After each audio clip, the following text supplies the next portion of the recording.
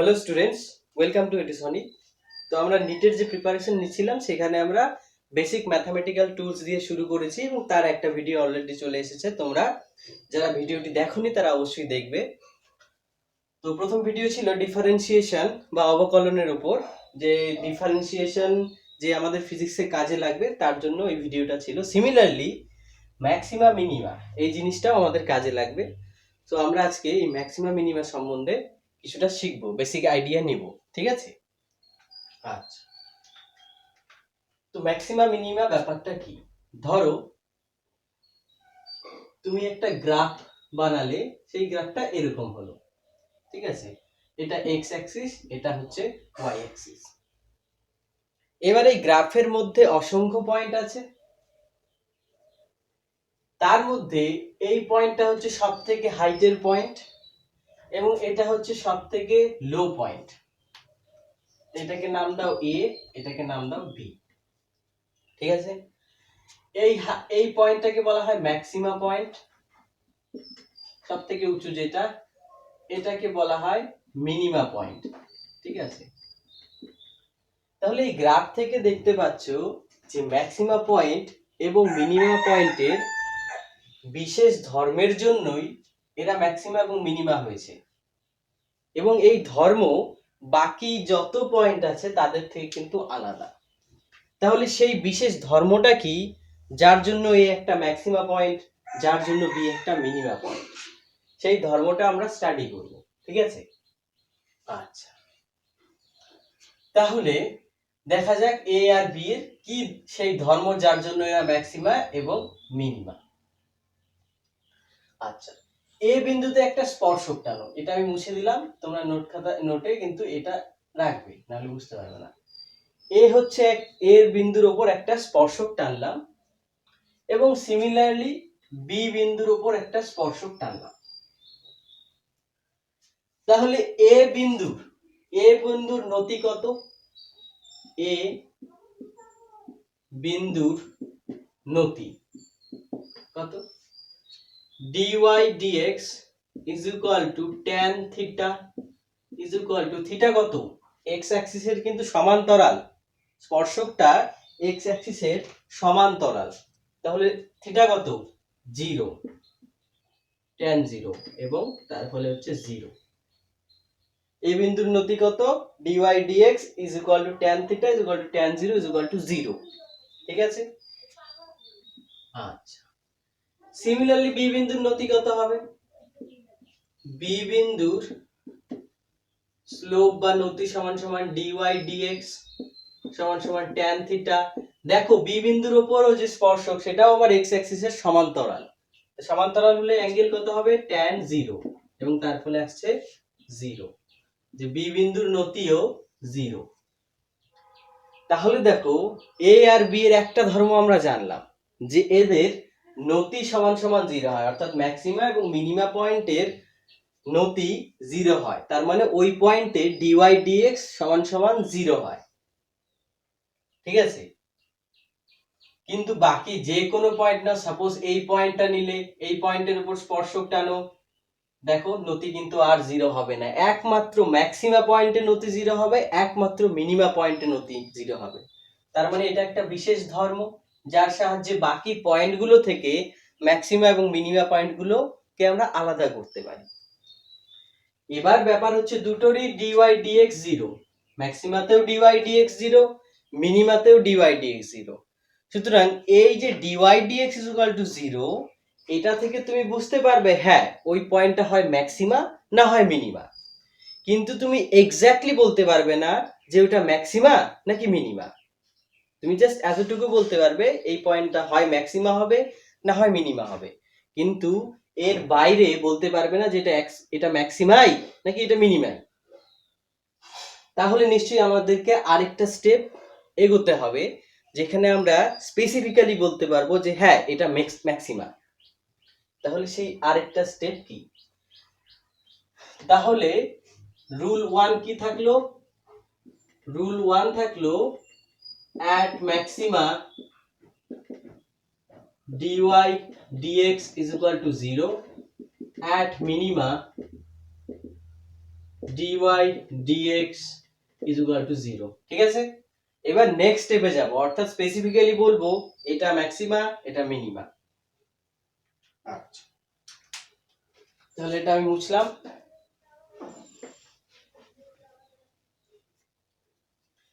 এবার এই যে এ পয়েন্টটা ছিল, এর আগে একটা পয়েন্ট নাও, এর পরে একটা পয়েন্ট নাও। এই আগের যে পয়েন্ট তার উপর স্পর্শক টানো, ঠিক আছে, পরে যে পয়েন্ট তার উপর স্পর্শক টানো, ঠিক আছে। আচ্ছা, তাহলে আমরা এই ম্যাক্সিমার আগের পয়েন্ট থেকে ম্যাক্সিমার পরের পয়েন্টে যাব এবং দেখব কি হচ্ছে ব্যাপারটা। ম্যাক্সিমার আগের পয়েন্টে এটা মনে করো θ1, ম্যাক্সিমার পরের পয়েন্টের যে স্পর্শকটা টানলাম সেটা মনে করো θ2। তাহলে দেখে বোঝা যাচ্ছে tan থিটা dy dx মানে এই পয়েন্টের নতি সমান সমান tan θ1, ঠিক আছে, tan θ1, এবং সেই tan θ1 টা কিন্তু পজিটিভ, কারণ সূক্ষ্ম কোণ লেস দেন 90 ডিগ্রি, তাহলে tan লেস দেন 90 ডিগ্রি তো পজিটিভ আসবে, তার মানে dy dx টা এখানে পজিটিভ আসছে। পরের পয়েন্টে যাও, অর্থাৎ এই পয়েন্টে যাও, এই পয়েন্টে dy dx is equal to এই পয়েন্টে tan θ2। দেখো tan θ2 টা কিন্তু নেগেটিভ আসছে, দেখো এটা কিন্তু 90 থেকে বেশি, 90 থেকে বেশি হচ্ছে এবং সেকেন্ড কোয়াড্র্যান্টে পড়ছে, তার ফলে কিন্তু tan নেগেটিভ হবে। তার মানে tan নেগেটিভ হচ্ছে, বুঝতে পারছো তো, যে অল sin tan cos, এই যে অ্যাঙ্গেলটা θ2 টা এটা তো sin এই কোয়াড্র্যান্টে পড়ছে, এই কোয়াড্র্যান্টে তো tan নেগেটিভ, সুতরাং tan θ2 is less than 0 মানে negative. Similarly dy dx is less than 0। ওকে, তার মানে কি?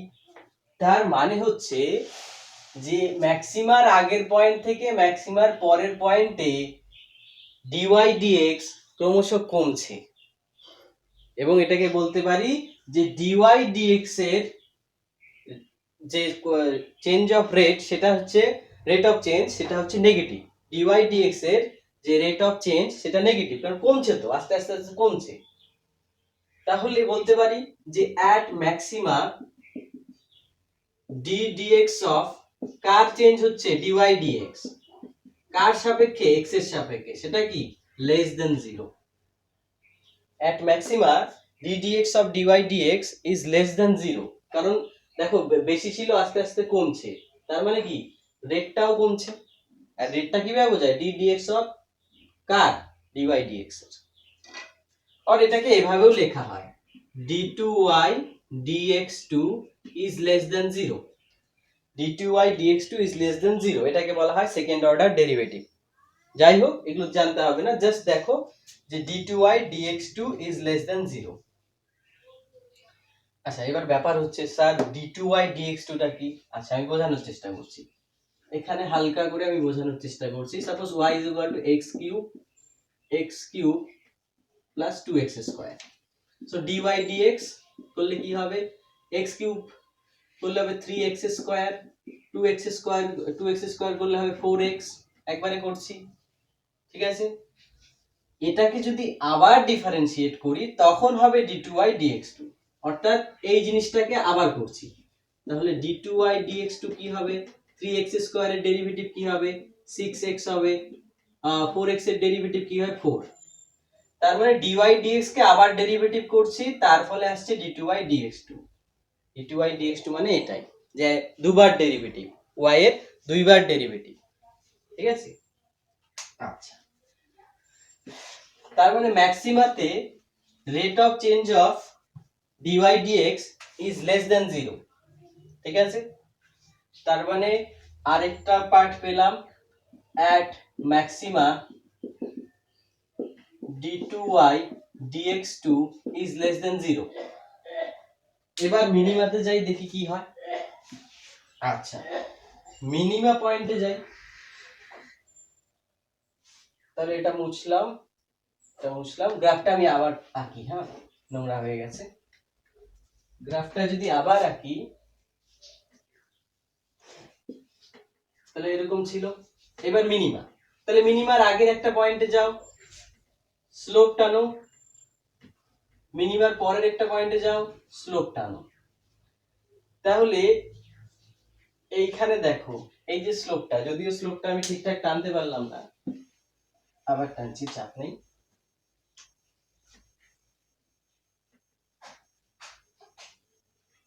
আচ্ছা, এই একটা পয়েন্ট, এই একটা পয়েন্ট, এটা আগের পয়েন্ট, তাহলে এই আগের পয়েন্টে স্লোপ টানো, এই যে এই পরের পয়েন্টে স্লোপ টানো, এই যে, ঠিক আছে।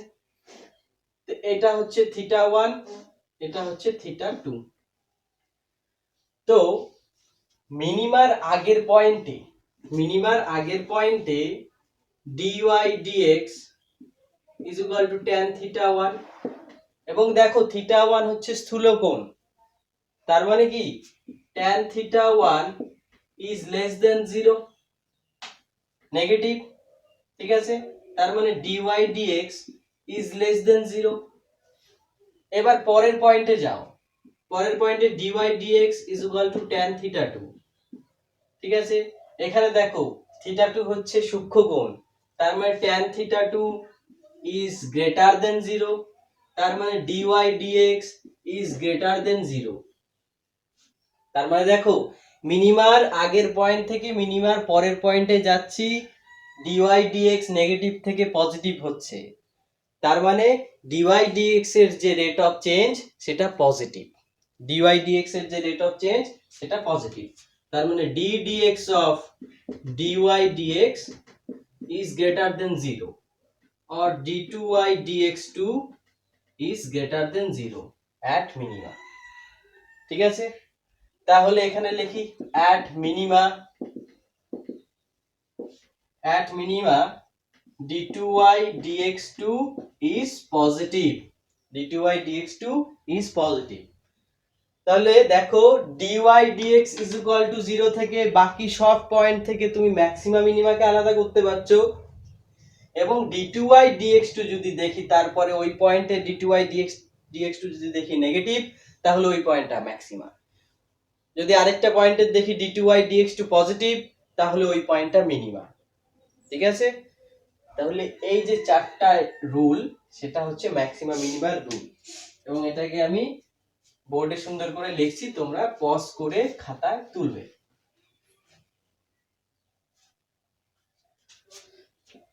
রুল অফ ম্যাক্সিমা,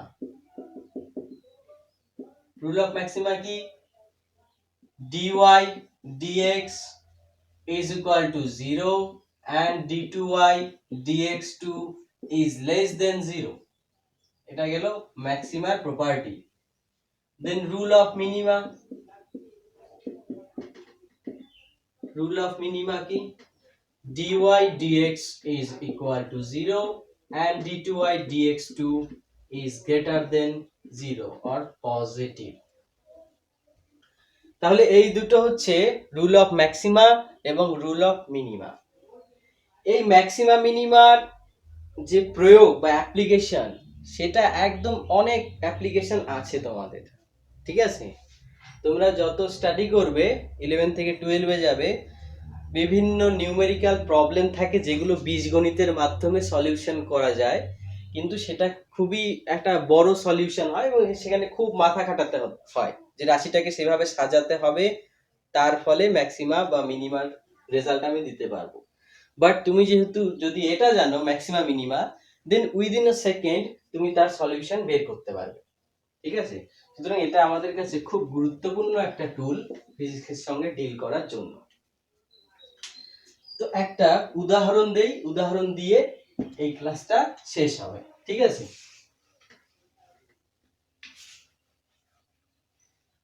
আচ্ছা, ধরো একটা পাথরকে তুমি উপর দিকে ঢেল দিচ্ছ, তাহলে সময়ের সাপেক্ষে সেই পাথরটা যে হাইটে যাবে সেই ইকুয়েশন কি হবে, h is equal to ut minus half of gt square, h is equal to ut minus half of gt square। উল্লম্ব ভাবে ঢেল দিচ্ছ তাই g কাজ করবে, যে প্রাথমিক বেগে ঢেল দিচ্ছ সেটা হচ্ছে u।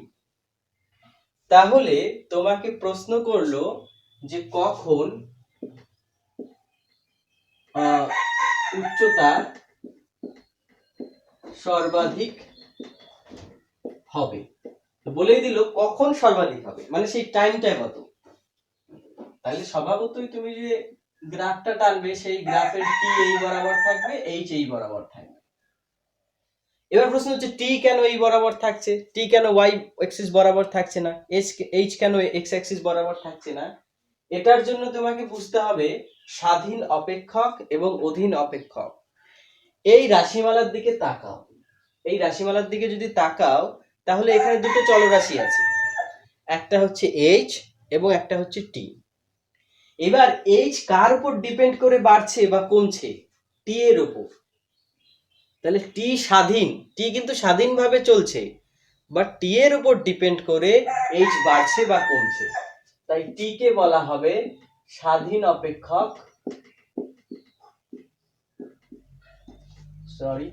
স্বাধীন অপেক্ষক বা ইন্ডিপেন্ডেন্ট ভ্যারিয়েবল, আর এইচ কে বলা হবে অধীন অপেক্ষক বা ডিপেন্ডেন্ট ভ্যারিয়েবল।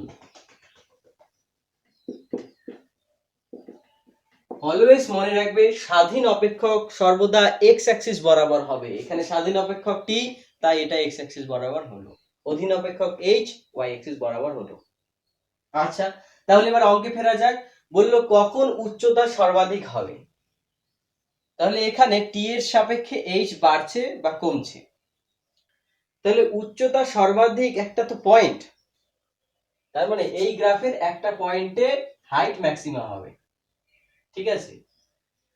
তাহলে কি করতে হবে, তুমি এটার সঙ্গে যদি তুলনা করো তাহলে h is equivalent to y and t is equivalent to x।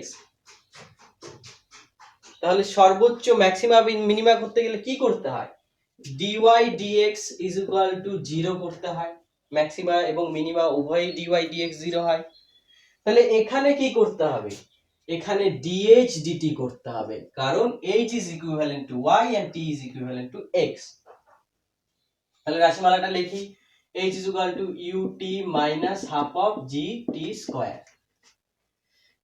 তাহলে differentiating with respect to t we get কি করতে হবে, dh dt করতে হবে। So dh dt is equal to d dt of ut minus d dt of half of gt square।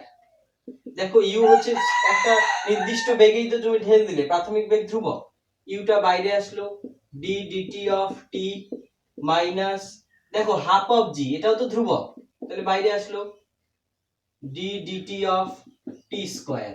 ওকে, আচ্ছা u d dt of t করলে কত হবে, d dt of t d dt of t কি হচ্ছে, t মানে t to the পাওয়ার 1, তাহলে 1 সামনে আসলো, t to the power 1 minus 1 1 into t to the power 0 that is 1, তাহলে u into 1 minus half of g, t square করলে কি হবে এক্স্যাক্টলি 2t, t স্কয়ার করলে 2t, তার মানে আসছে তোমার u minus gt, dh dt is equal to u minus gt। বুঝতে পারলে? আচ্ছা, আমি উপরের টুক মুছলাম, হ্যাঁ এতটুক মুছলাম।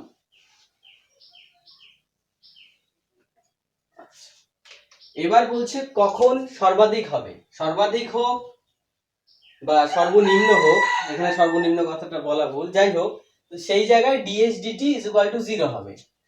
তাহলে কি লিখতে হবে, যে সর্বোচ্চ উচ্চতায় মানে ম্যাক্সিমাম হাইটটা dh dt is equal to 0। এবার dh dt এর মানটা বসাও, u minus gt is equal to 0, ঠিক আছে, or t is equal to কি u by g, অর্থাৎ এই সময় পরে t is equal to u by g সময় পরে পাথরটা একদম সর্বোচ্চ বিন্দুতে যাবে, ম্যাক্সিমাম পয়েন্টে যাবে, ঠিক আছে।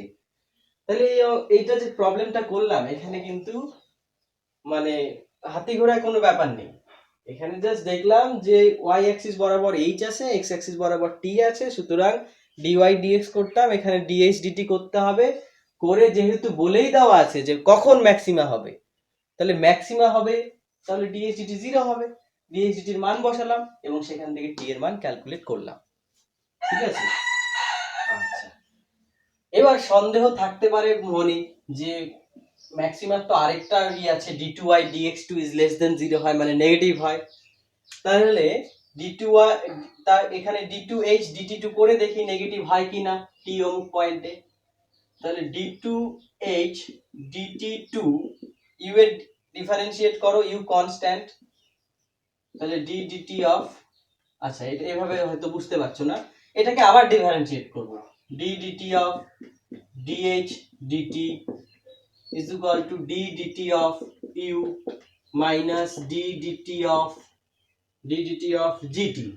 ঠিক আছে, তাহলে এটাকে লেখা যায় d2h dt2 d dt of some constant is 0 minus g সামনে আসলো d dt of t। ঠিক আছে, d2h dt2 is equal to minus g because t ওটা 1 হয়ে যাবে, তাহলে দেখো d2h dt2 কিন্তু নেগেটিভ চলে আসছে, তার মানে হ্যাঁ ম্যাক্সিমা হবে, ম্যাক্সিমা হবে। তাহলে এটা ছিল ম্যাক্সিমা এবং মিনিমার সম্পর্কে বেসিক নলেজ। ভিডিওটা সবাই সম্পূর্ণ দেখবে এবং যে জায়গা বুঝবে না সেটা আবার রিক্যাপ করে দেখবে, ঠিক আছে, তাহলে আশা করি কোনো সমস্যা হবে না। তো নেক্সট ভিডিও আসছে ইন্টিগ্রেশনের ওপর, ক্যালকুলাসেরই একটি পার্ট ইন্টিগ্রেশন। তো এই ভিডিও দেখার পর আমরা ওই ভিডিও আপলোড করব। ঠিক আছে, চ্যানেলটি অবশ্যই সাবস্ক্রাইব করবে এবং শেয়ার করবে। থ্যাংক ইউ, দেখা হচ্ছে পরের ভিডিওতে।